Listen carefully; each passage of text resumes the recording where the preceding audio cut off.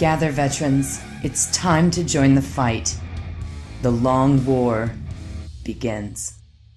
Finally, the Long War swag is here. LongWarSwag.com, the official home of Long War merchandise. We've got a range of merchandise exclusive to the Long War brand, Next Level Painting, and Spikey Bits. Definitely log in today while supplies lasts.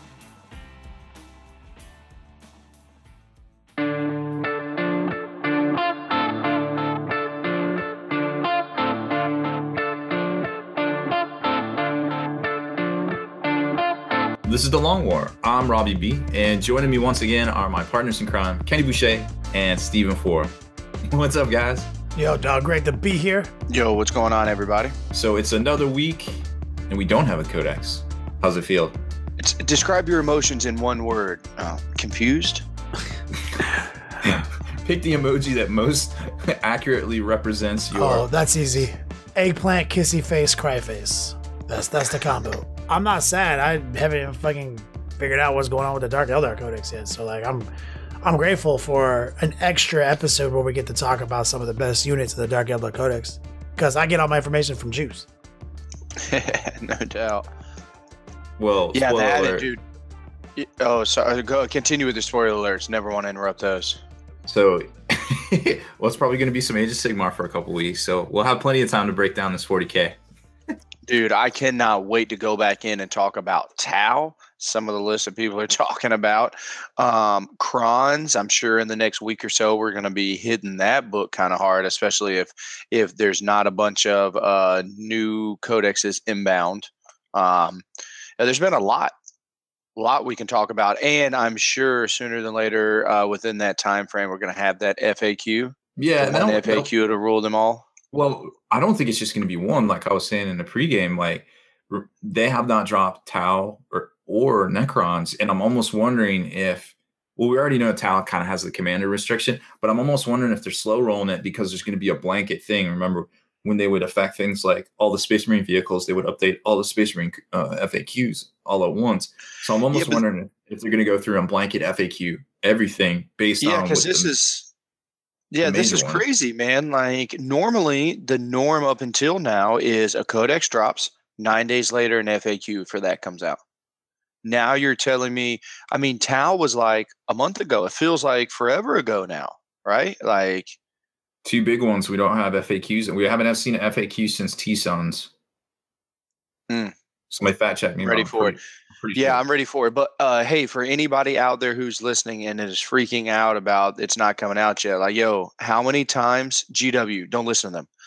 Take your time. If it takes you a little extra time, so you can come out with a correct FAQ, so that way you don't have to amend or correct the FAQ once it's already out. I'm behind that 100%. If that means that you got to wait for your FAQ guy to get back from vacation, if that means you got to wait for a council for people to come to, whatever you got to do, I'm with it. You know, as we've already stated a little bit, it was a little overzealous to think that you are planning your FAQs around two of the largest tournaments that happen, that are a good amount of time apart, which is Adepticon in March and then Nova in October. No, excuse me, in September. End of August, September. Yeah. So it was really hard to say, oh, we're going to have release an FAQ in March and in August. It's like, a little foresight would have went a long way of saying, well, if the tournament is in March, let's say we're going to have a FAQ drop in April, know, and then, exactly, it goes down to, instead of saying in August, let's just say it's going to happen in September. So that's really all that's happening. And just to catch people up, that's GW, right? They said, we're going to put out these FAQs based on these major tournaments. I think they might have underestimated what was going to be discovered at these tournaments. Mm-hmm. So they probably had a really good idea what they were going to FAQ, and then a bunch of shit gets exposed at these tournaments, and they're like, fuck, we got to put all this in the FAQ too. So it's no big deal. But like, they'll make it happen. My suggestion echoes Juice. Like, yeah, maybe just say 2 FAQs a year around this time period. You don't even need to give me a date. Just give me don't even. Yeah, we're going to do 2 a year, and we're hopefully going to have them spaced out nice and timely. Like, I mean, let's not let's not dwell on it. You know. Well, I think whatever explanation they come, I didn't mean to cut you off there, No. but I think whatever explanation they come up with, people are going to harp on this. Like they said in March at Adepticon, hey, it's going to be there's a delay, but now everybody's like, I don't know what to buy. I don't know what to do. I want to buy something. And it's like this, it's this 40K, to borrow a Netflix term, it's a show hole. Like nobody knows, nobody wants to hobby. Nobody knows what to build. Nobody wants to, just go back to your roots, play in your leagues, pick up Shadespire, play Legion, maybe Age of Sigmar. There's plenty of alternatives out there. Play Shadespire. How do you pronounce that? Shadespire. Because Shadespire. We don't have Mike Gospel here, so I already forgot what Shadespire was. Don't worry, I'll fill in. Also, Shadespire. Yeah, Shadespire. We know what that noise means. But so, no, one thing we talked about in the show, referring to that, if there's, if you're like me and you love tournaments and you're like, well, I don't know what I'm going to do with my tournament list until this FAQ comes out. What do I do? What do I do? I wish that I was my wallet was big enough and I had maybe a Jay-Z black card, so where all my bills are taken care of. But I don't. So I don't have all the time in the day to be able to play Shadespire like I want or X-Wing or any of the other stuff out there. So I'm literally taking this time to have fun. I don't know if a lot of tournament people who take it real serious understand that word fun at 40K right now. I'm playing lists that I would never think about playing, with bringing in cult unit, Gene Stealer cult units that I don't even consider in a tournament prep, 3-month cycle. Like I'm just literally having a blast. So, and I said this statement before, during this time, if you don't know what you're doing and you find yourself pissed off, you're like, well, I don't know what I'm doing with my army. Well, stop thinking about your army and go to your local hobby store and buy a new codex of an army that you don't own and read that mother trucker. Okay. Get familiar with another army you have no idea about.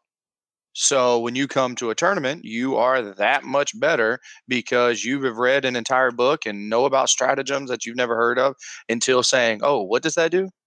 So use this time wisely. Stay thirsty, mis amigos. Rob. Stay hobby thirsty. Yes. Rob, can you please break down Shadespire for me? Well, I'll do it in 2 easy steps. First off, I love anything that's 2 simple steps or 2 easy steps, or even if I dare, hacks. Without a doubt. So first off, I want to go over the new releases for this week in Tabletop Market Watch. The Deepkin are coming in hot. That's Age of Sigmar. It's almost Shadespire. So this is part 1. You got the Battle Tome coming out for $40. The War Scroll cards for $25. The Namerti Thralls, that's their 1 battle line of troops for $50. The Warden of the Soul Ledgers, Latan, I don't know how to say these things, $35. And then that big guy riding the waves, the Idolin, he is $110. They got dice for $20, and the Gloontide Shipwreck for $40. And there's a couple of books and 2 new paints to help paint these guys. So all in all, pretty good start to the new Age of Sigmar release, which I'm sure we're going to see more on that as it kind of ramps up, kind of the same way that the Caradon Overlords did about this time last year. So a lot of release similarities are starting to happen between last year and this year. So that's kind of cool to see.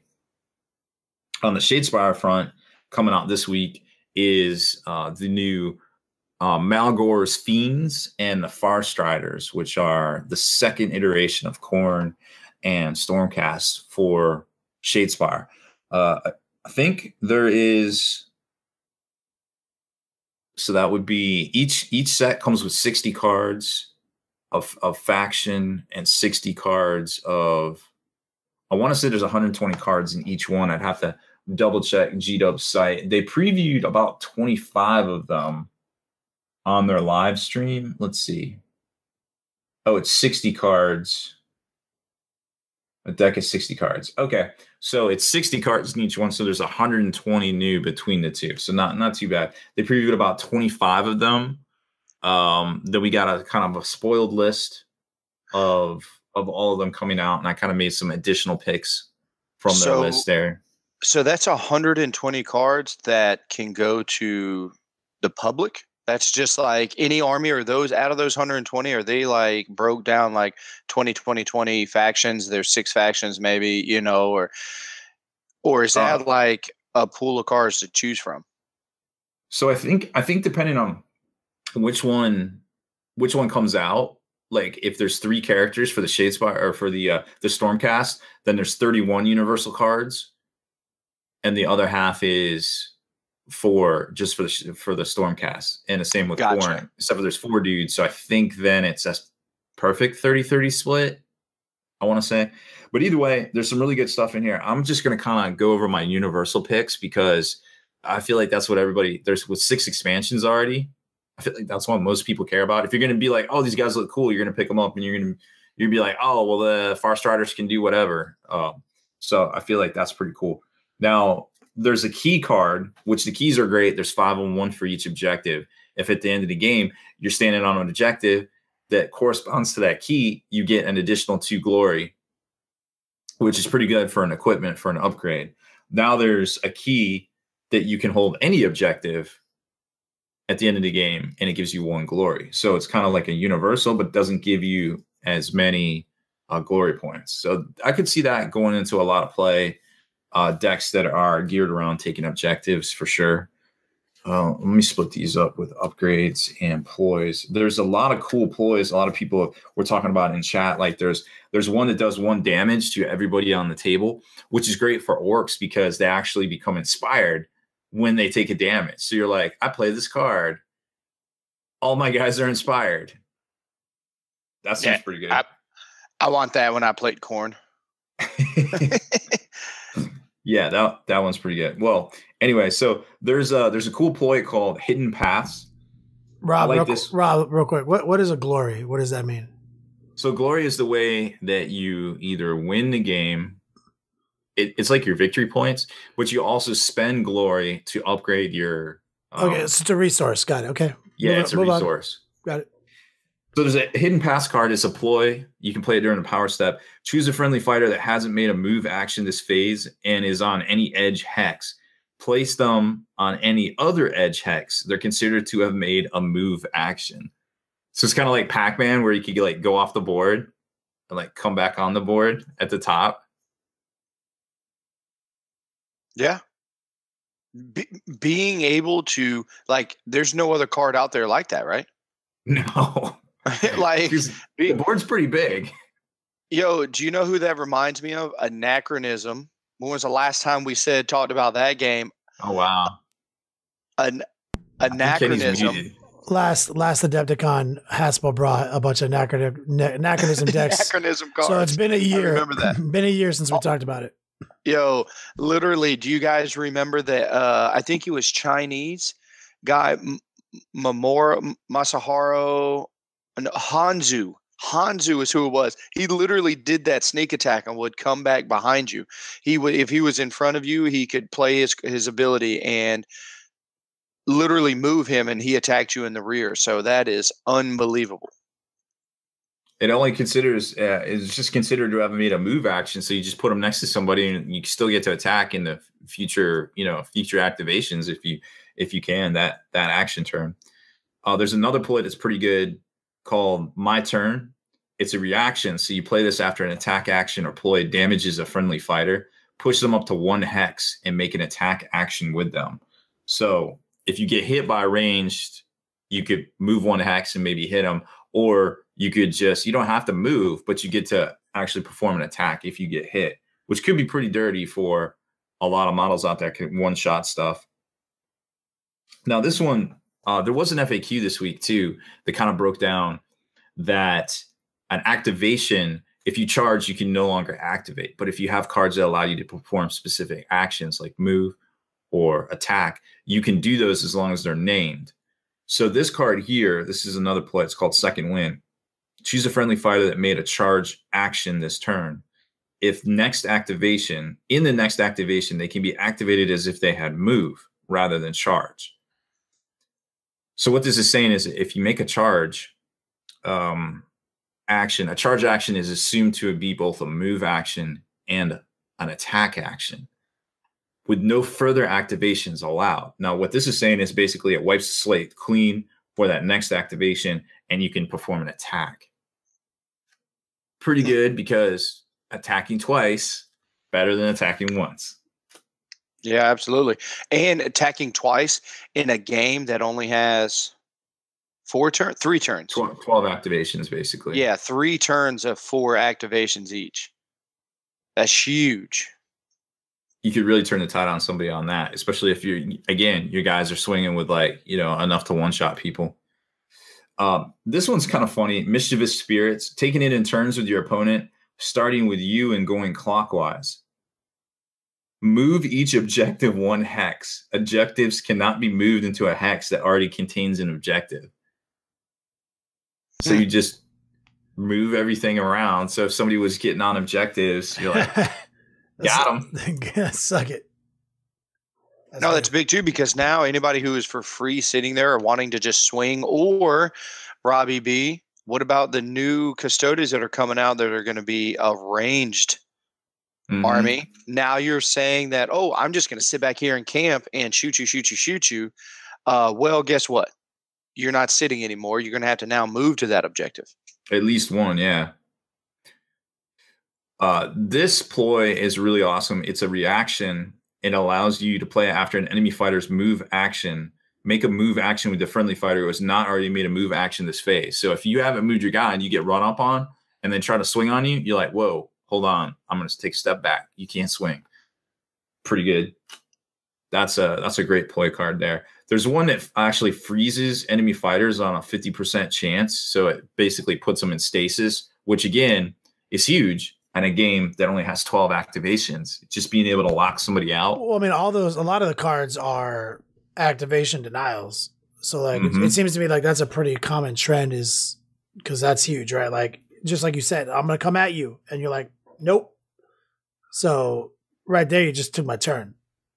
Like, you just took my activation for me. So like, it seems like not knowing anything about this game, that's the name of the game, right? Knowing when to steal, when to block an action, when to gamble, like, because like, if everyone's gonna have that card, like, how confident are you that this move is about to work?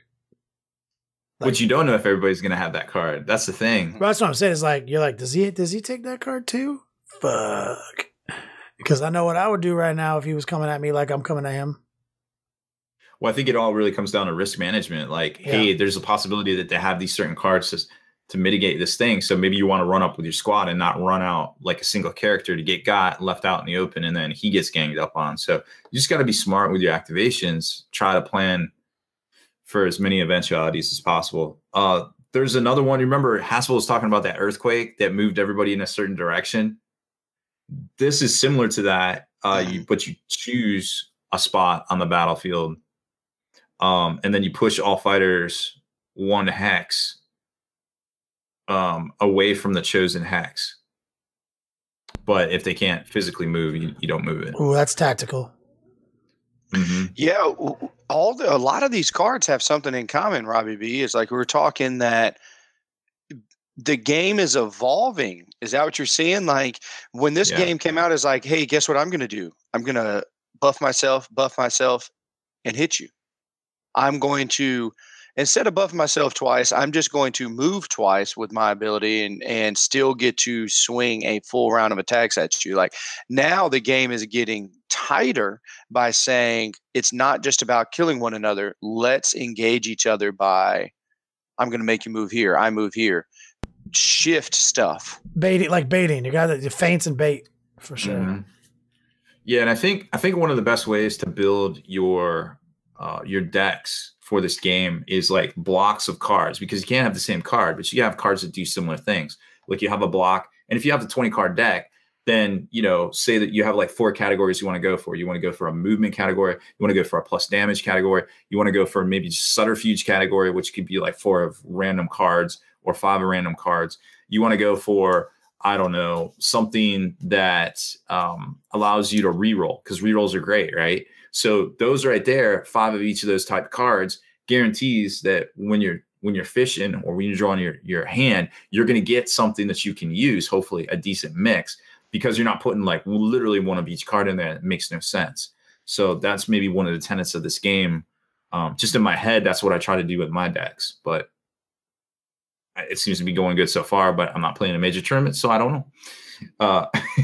2 more cards that I want to talk about real quick before we jump into some 40K. Twist the Knife is another ploy. It's a reaction. You play this during a friendly fighter's attack action that has a range of 1 and will succeed. So this is great because you get to do your action. You get to actually see if they're still going to be there and not run away. You get to see what the dice are. And then as a reaction, you get to say, hey, this is succeeding. I'm going to add +1 damage to that attack action. So for a lot of guys that have those 3 attacks, getting that +1 right over the top, right at the last second, is the difference between taking somebody down to 1 wound and taking somebody completely out of action.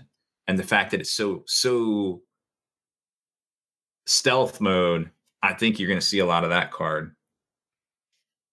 And then, well, actually, I had 2 more of these. But anyways, there's a +2 movement card as a ploy, which will get a lot of people too, because you sit there and you're setting up all your hexes and you're counting. And you're like, oh, they can't get to me. And then all of a sudden, that your opponent's like big baddie comes across the table and takes out your warlord because you got a +2 movement. Brutal. Do not want any of that. There's another +1. What's that? No, pluses to movement is good. Straight up pluses to movement in a manner of which you won't see it coming is amazing. There's a +1 damage to all attacks upgrade, a new dart upgrade that's 3 swords, a range of 3 with 1 damage that has cleave. So it's going to cut through that armor stuff. And a new objective that I really like that allows you to score it in an end phase if you hold 3 or more objectives. So it's just like supremacy, but it only gives you 2 glory. But now there's 2 ways. If you happen to have those 3 objectives in your backfield, just jump on it first turn. You got 2 different cards out of your 12, and you're drawing 3 cards. You have a really good chance that you might pick up 2 or 3 glory right off the bat to start equipping your guys with. So those are my kind of universal picks there that I think we're going to see a lot of going forward. And there's a mechanic to get like some double, like 4 damage crit kind of thing, but you have to use a ploy and upgrade it. I don't think it's really reliable, but it's there. It could happen, I suppose. So those are my picks out of the new set. Again, there's 120 total cards coming in, and that caps the set at 437. Wow. Robbie B, can I get a little bit of your insight, or do you have anything or thoughts on the new warband that came out without giving a new race, without giving, anything else? They brought in more of the what are those guys? Not Primaris Marines. The Stormcast? The Stormcast. Yeah. But the Stormcast models, but it's a ranged version of it. Like, what's your thought on that? This is like new territory here. So I really like, everybody's always like, 40K needs to be more balanced, blah, blah, blah, balance. But what they actually did was, if you think about it, in the starter set, you get the Stormcast with the hammers and the boards, the shields, right? They're swinging. They hit you, you're probably going down, right? Well, at least 2 of them. Then you got opposite them, the corn guys that are like the kind of the skirmishers. They're called the Reavers. They're just duders. They're not that great, but in tandem, there's 5 of them, so they're going to gang up. Or maybe there's 4, I forget. Now, with this, you get the skirmishers from the Stormcast, and opposite them, you get the corn guys that are the bloodbound. They're the dudes that are the heavy hitters. They flip. They're doing extra damage. They're doing extra. Oh, so now, okay, I see. So you're saying they're giving us a shooty Stormcast list, but a bruiser corn list. Right. Where they did the opposite in the starter set that already came out. So, but not shooty though. How's the mechanic of having range gonna?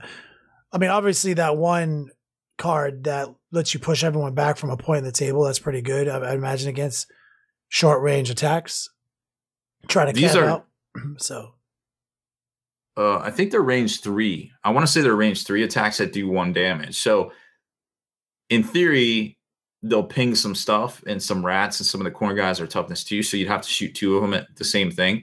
But being range 3 and being pretty consistent with the shots will be trouble. But don't get it twisted. They're going to have to use both of these to effectively deal with a lot of things, because their normal melee attacks are only 2 damage, which is kind of buster for a Stormcast. So they balanced it. You just have to be careful with it. That makes me happy. So do we have a special breakdown from Spikey Bits on 40K this week? Because I heard that we had 2 new codexes come out in the last 4 days. Well, that's what it feels like. That's what it feels like.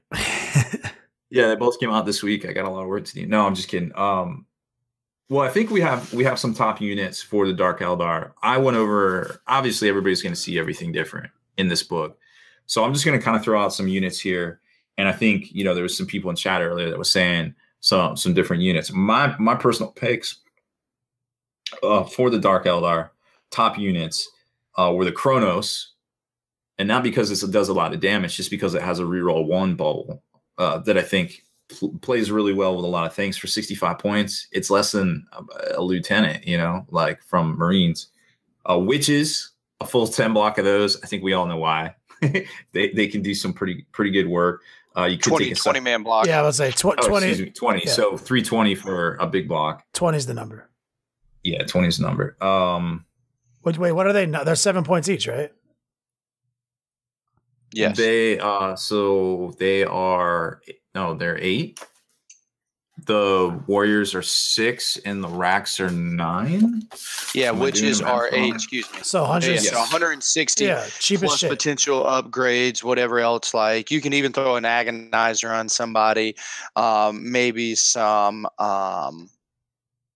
grenade, whatever else you want to throw on it, you're still going to be under 200 points. Yeah, no, that's an amazing unit, because we obviously last week we covered all the stratagems and warlord traits and shenanigans, and so we outlined the witches are really good. They can web way into action. They're going to be, depending on what obsession you are, they reroll charges. They might be hitting on a better roll. They're going to have +1 attack from the drug stratagem to have another +1 attack. I mean, these guys are going to come at you with a billion attacks, and potentially hit you on turn 1. Like this is and let's a good talk unit. And so last week we really did our due diligence. Robbie B read 1 million words. And so let's talk about, instead of just saying a billion, like let's just break it down. A 20 man block, 20 woman block, witches. Baseline is 2 plus their Hakita blade. I think that's how you pronounce it. Gives them an extra close attack. Combat weapon. Right. So now you're at 3 attacks base. The unit that's coming out of the webway or whatever trick you have for right now is going to say that you're just going to pick that unit's combat drug to give them an extra attack. The turn in which they're going to charge and you're going to pull the trigger on them, you now go in, as we've already talked about and you've looked at, the stratagem that doubles their combat drug result. So now making them 5 base attacks each. That is solid as shit. We're not saying we got 100 attacks because we spend 3 command points to swing twice. We're just saying from Jump Street, they have 100. Amazing. I can get behind that. Yeah, that's an amazing unit. Under 200 points. Yep. Solid. We all agree that's a good one. What else, Rob? Well, obviously you compare a succubus with them to give them the rerolls they need. There's +1 to hit, blanket from the power from pain. So there's a lot of different combos that you can do too. And of course, quick, I'm sorry. Before we left the succubus and the witch, yes, power from pain. The succubus, these guys are going to be re-rolling their charge depending on what cult they're in. They're going to be re-rolling 1s. They're going to be getting pluses to hit. Guys, they have a special ability that troop choices haven't been able to get yet. They have the no escape special rule. Yeah.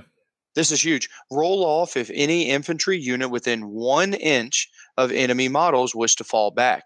The unit cannot, or excuse me, the unit can only fall back if the controlling player wins the roll off, not ties. No escape. That's pretty strong. So an amazing rule, which is fabulous. Definitely. I think Archon's a good pick, depending, regardless of what you do, whether you're trying to take the Neapolitan ice cream and have all 3 flavors of unit types, you know, from the Covens to the Cabals to, you know, the Homunculi and all that, or to the cults rather, the witch cults. So Archon just blanket lets you reroll 1s for all Drukhari. Seems good. For just points. all Cabals. Yeah.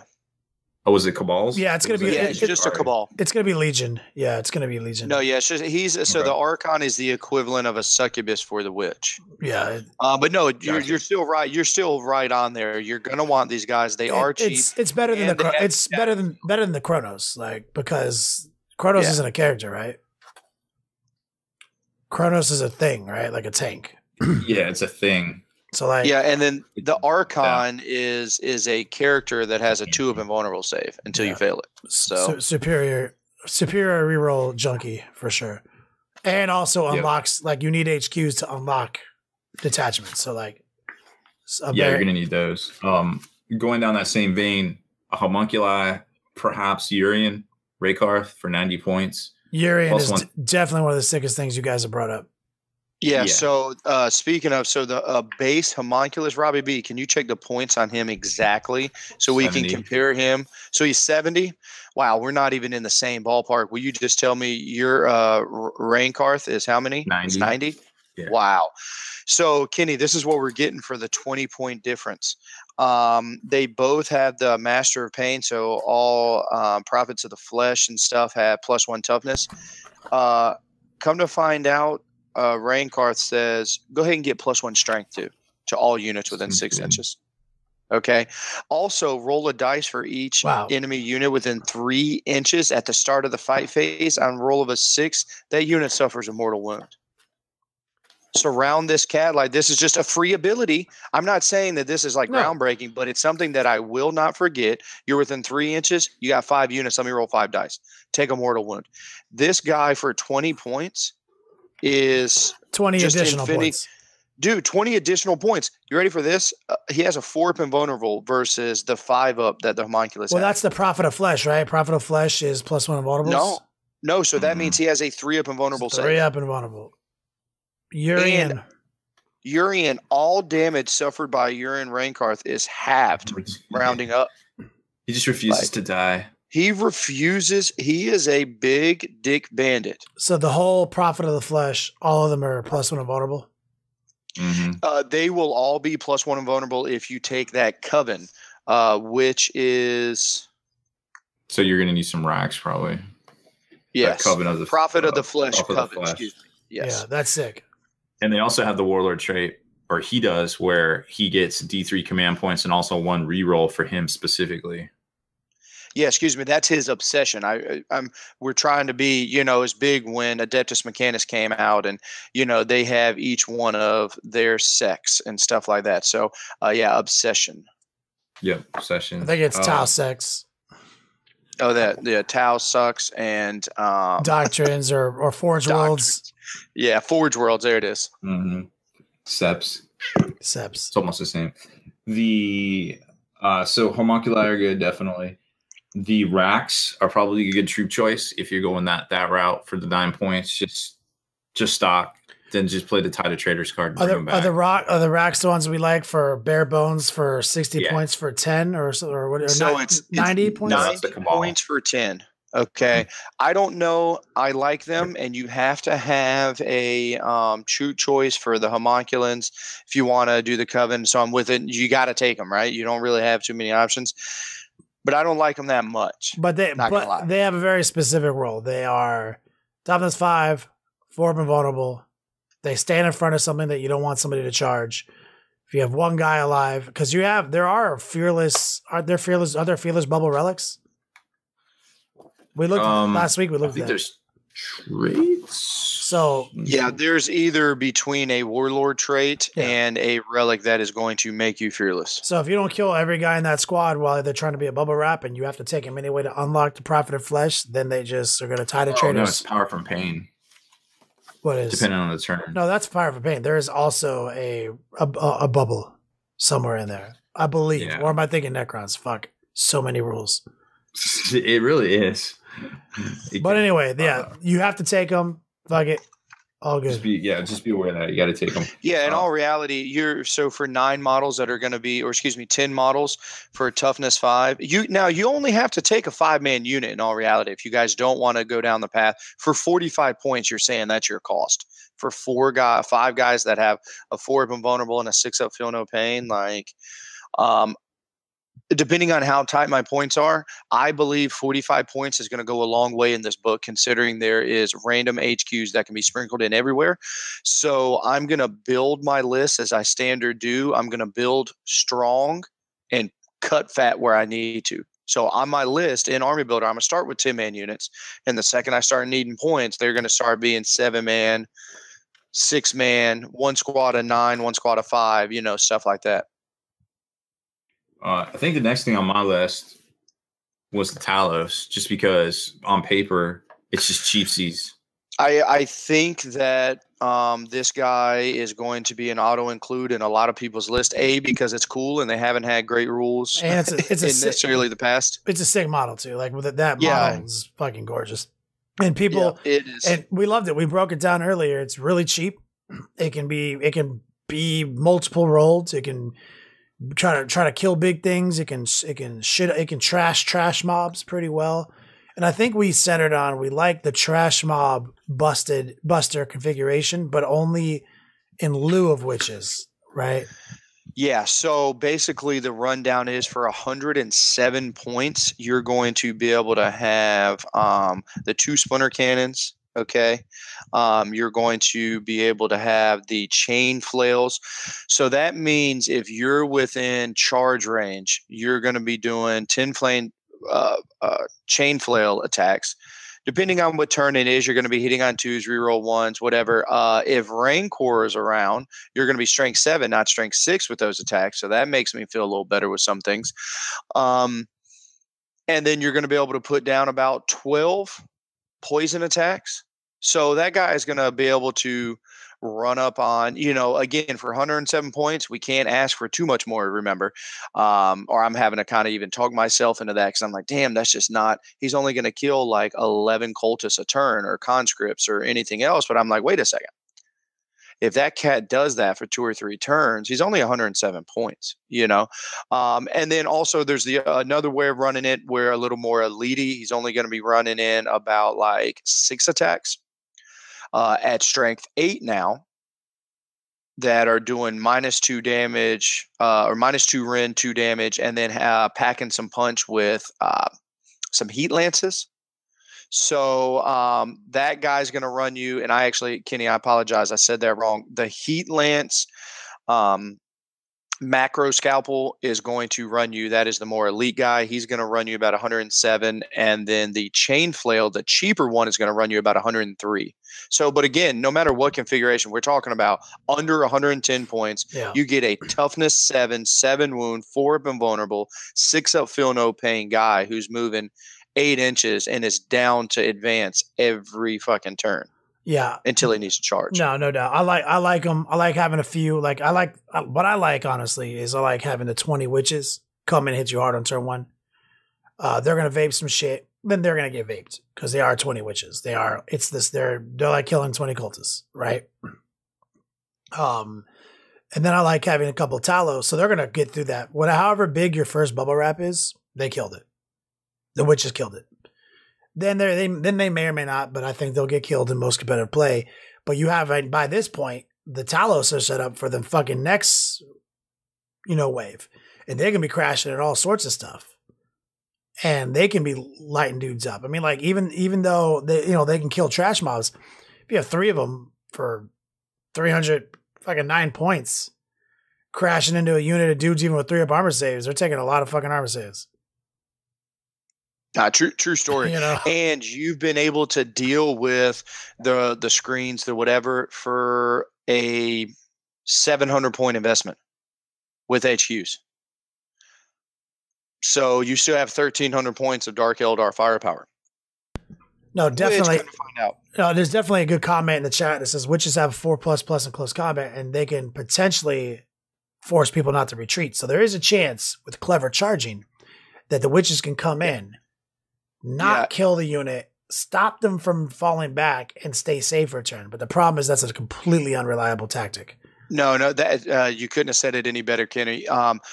We didn't set the precedent to say we're going to spend this command point to throw extra attacks. We're going to do all this. At the end of the day, they are a cheap throwaway unit that needs to kill more models than their own mob. If they're 20 strong and you put command points, they need to be able to kill 60 guys. If they're 100 guys. if they're 160 points and they're going to hit you with 120 attacks, you spending resources on them, they need to crash into something and kill it. The fact that maybe they don't get shot at the next turn, that's just a straight bonus.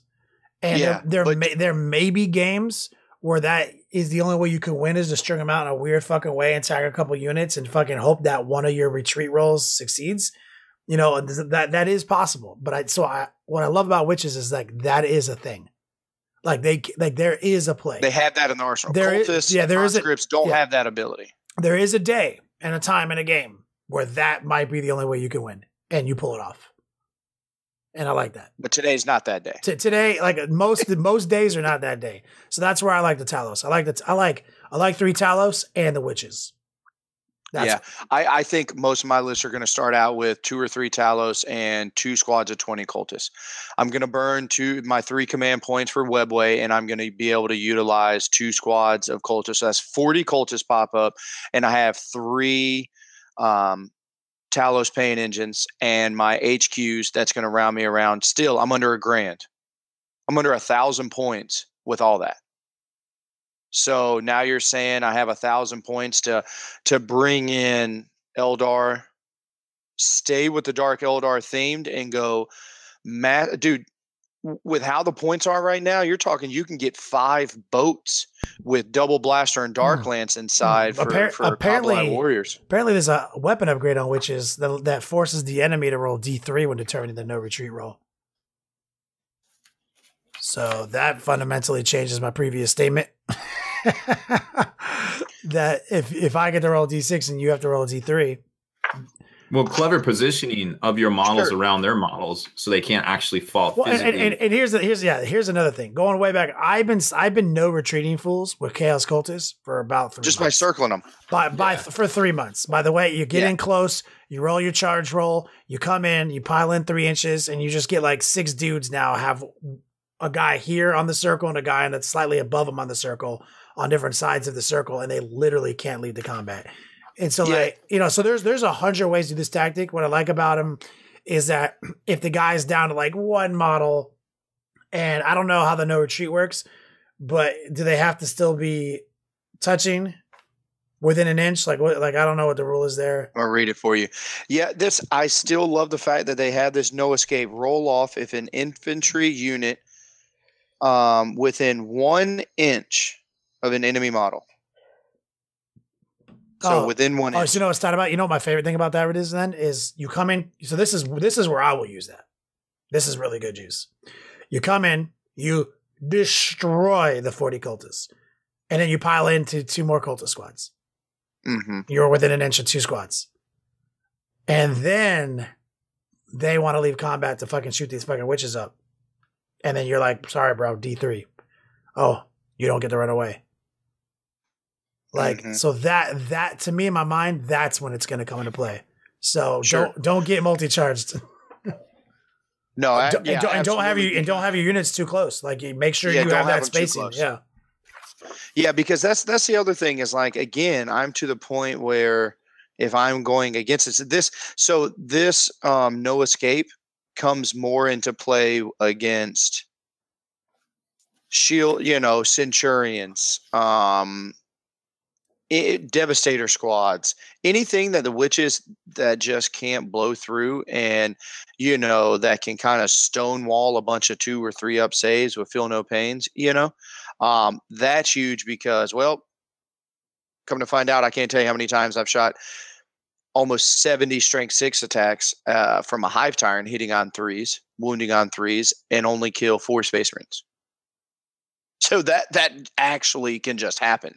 Now you're telling me Bobby G and his crew can't back up now. No, it's sick. There's play. There's play. It's sick. So definitely, possibly one of the best units in 40K right now. They have the Slanesh special rule that that the Fiends have, except it's on a cheaper, probably a little easier to deploy unit. Yeah, I'm with them. Yeah, 160 points, 20 dudes. Fucking sick. Yeah, and again, they're one of your obligatory troop choices. Yeah. I have to admit, I loved some of Frankie's from Frontline Gaming's breakdown of the Drukhari. And, they brought up a topic talking about, some players are getting butthurt because, in the book it says that if we run 6 patrol detachments, we'll get 8 command points. This is crazy that ITC won't let us bring 6 patrol detachments. ITC doesn't, it's not their role. It's in match play. Yeah, no. So match play just says, so like there's narrative play, you can do things, you can do whatever else, right? But just like Frankie laughed and says, like, yo, homie, I want battalions. I don't give a shit about no, patrol detachments and getting these. Like, I want multiple battalions. I want a brigade. This army is setting the pace to have cheap brigades, 1,000-point brigades. When you're able to do that, when you're able to be in the 1,400 and under brigade and have quality units, now you're starting to pair flyer wing detachments. Another battalion. Now you bring in 15 command points to the table. I'm gonna tell you how powerful that is. Gonna find out I play a knit army that does that. 14 command points. Well, fortunately, the start collecting box comes with, wait for it, witches. They are and sold a out. succubus. Let me, Sure. Siri, how many start collecting boxes does GW have left? 0. Yep. What about the you had some notes on the flyer, right? Yeah, so the Razor Wing Jet Fighter. So we're talking about it like for a toughness 6, 10 wound flyer. Like, what is a point value that you want to be at, right? Like, what's a Storm Talon worth? What's a Dark Talon worth? I do like this guy. He's going to bring you for 2 Dark Lances, the scatter laser, or excuse me, the splinter cannon, and the razor wing missiles, which have 3 different weapon types, which I love all the different weapon types. That guy's going to run you 145 points.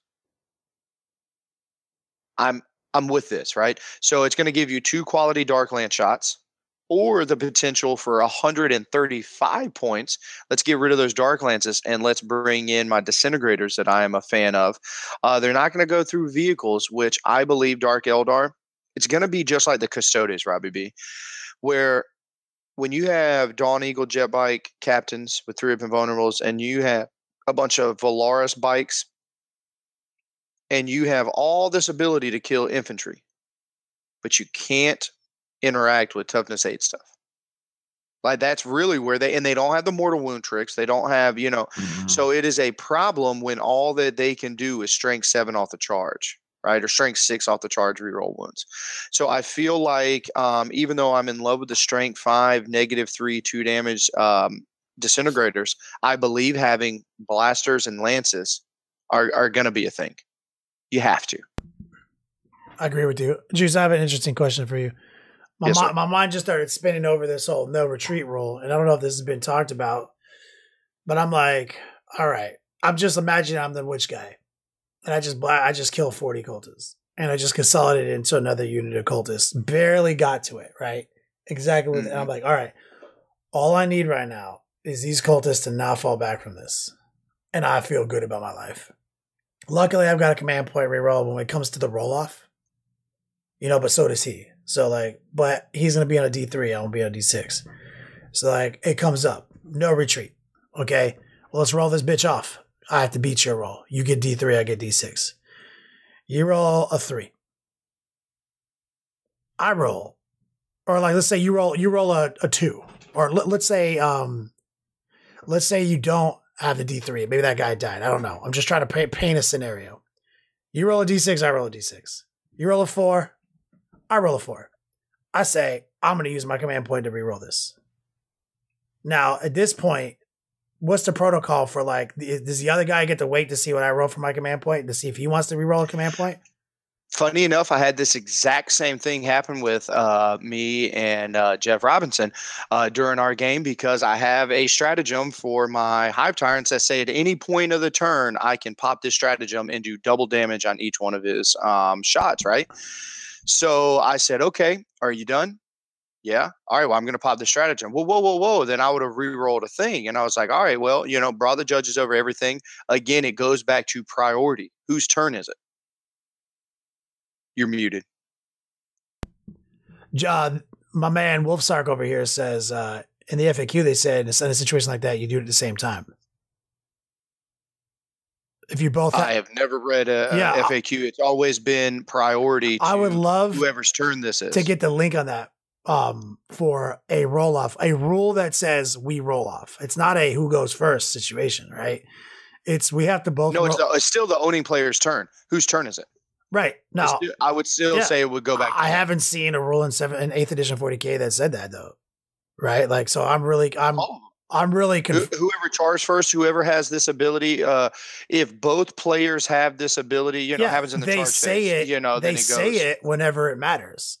They say it in the instance of the rule. Right. So I would love to get a link to that FAQ where it says in this situation, they both do it at the same time, because I can see 2 people start talking about this for 15 minutes at a table, trying to like game, not wasting a command point if they don't have to, right? Because in this situation, it's my turn. I want to leave. My rule says we got to roll off. Okay, we roll off. Roll offs happen at the same time. It's a roll off, right? Yeah. Right. And I tied you, but I have to beat you. But you don't want me to beat you. Are you locked into that roll if you say, or do you get to wait to see what my reroll is? And I'm hearing from the chat that there is an FAQ that says in this situation it happens at the same time, because no retreat's not new, right? But I think your rule is a different rule though, isn't your rule? The one I'm referring to is at any point of the shooting phase. So the second that you fail one, the second that you fail saves, then I would enact this, right? So once I would enact it, then he's like, well, I would re-roll my save. As I know, that's not what happens, but so I can see what you're saying, because the roll off isn't you roll a dice and then I do something. You're saying that it is a simultaneous roll. I like where your head's at right now. So it's a simultaneous roll. I mean, I think that you get to see what the other guy roll, but I think there is a little shade there. Yes, it is definitely. I'm trying to figure out what side I'm landing on. But I think it's fun because I think there's a little shade there. You know what I mean? But I think that you get to see what he rolls. But I can see 2 tryhards sitting there like, well, I want to see what you're going to roll. Well, I want to see what you're going to roll. I want to see what you're going to, you know what I mean? I can see that going into an infinite feedback loop. Well, no, this is it. This is it right here. Okay, you rolled a 4. I have to beat Kenny. You have to beat my roll. My dice is a 4. Your dice is a 3. You have to beat my roll. So yours is a not success. Mine is a success. You see what I mean? Because I beat you. Right, but you can command point reroll anything. Yeah, but what I'm saying is that at this point in time, under what circumstance, why would I re-roll this 4? No, I can see if it's a 1 and a 2. Maybe I rolled a 2 and you rolled a 1. I agree. I agree with you. I think I get to see the roll, but I'm just like, I was like, is this? I can see a couple of people that I know specifically in tournaments going after this. You know what I mean? Going after this. Like, no, you have to decide if you're going to re-roll it now. Like, I was just thinking in my head, you know, like I don't know what relevance it has in real play, but I would love to commentate on that if it was happening live before my eyes. Yeah, I definitely, now that, and again, hey, pro tip to anybody out there going to tournaments and stuff. Do you know that one of the main topics that I'll spend at least 20 minutes with people before a tournament is what am I bringing or rule do I use or anything else that could be misinterpreted to any other manner than what I see it as, right? So what I'm saying is this right here, this no retreat rule. If in my mind and no matter what, I believe I get to re-roll my dice and the opponent doesn't get a chance to see my dice before, and that's the only way I play it. Well, you're going to be a sad-ass panda when you show up and the judge overrules you. Or, hey, this is the way that we house rule. This is the way we play things.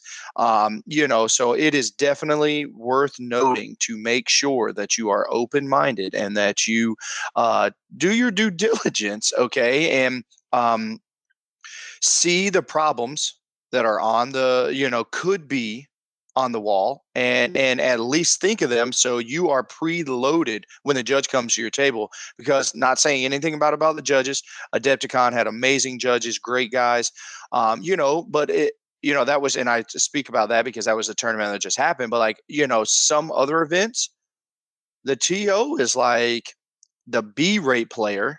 Not to speak bad about anybody, but it's like normally guys who knows the rules the most are the ones who have the most fun, enjoy playing the game.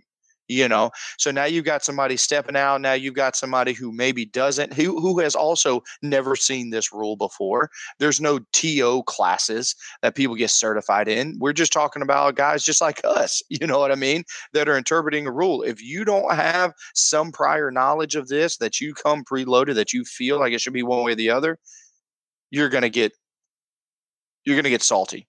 You're gonna eat salt tears for hours. So yeah, I truly believe this book is going to change a lot of things, especially with some FAQs that are going to be coming up around the corner. I think we are at a really good place to have a major meta shift. And surprisingly enough, Dark Eldar came out at the right time, and Krons and Tau. And everything like I was saying earlier is going to shift again when the Harlequins hit, because they're going to affect both these and Eldari. So we're even with this FAQ coming out, we're in for some wild times. Like buckle up, Buttercup. Yeah, and this is one thing. What I love about it is that I feel like we're on 10th edition. Because, not saying that in any negative way about the rule set or anything else, is the amount of rules changed, index and codex is dropped. All this amount of stuff, the knowledge that I'm having to cram in my brain on a weekly basis normally only lasts for the first 9 months, 6 months of an edition. Maybe even less than that, just because I got to learn all the new stuff. We're talking about, I haven't even picked up a main rule book in a year. Like, this is just Codex is in my hand. So it just feels like every 3 months, it feels like a new edition, because I'm constantly having to, I just can't sit idle by, you got to pick up a book and dive deep into it.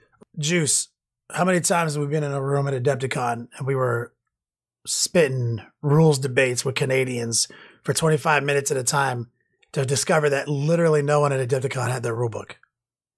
True story. High-level tournament players, like 9 of us deep in our suite. I'm talking about like level in the room from everybody was a solid, 1 to 10, 10 being yelling, like aggressive negotiations on a 6.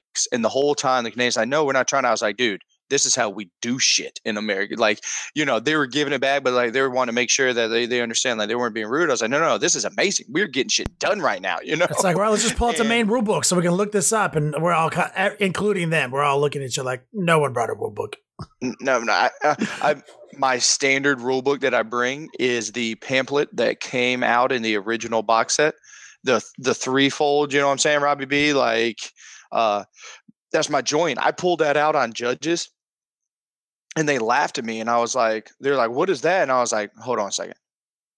When I bought into this 8th edition, I've never played this edition before. I've never played 40K before. When I bought in, they told me that this was the same thing as a rule book.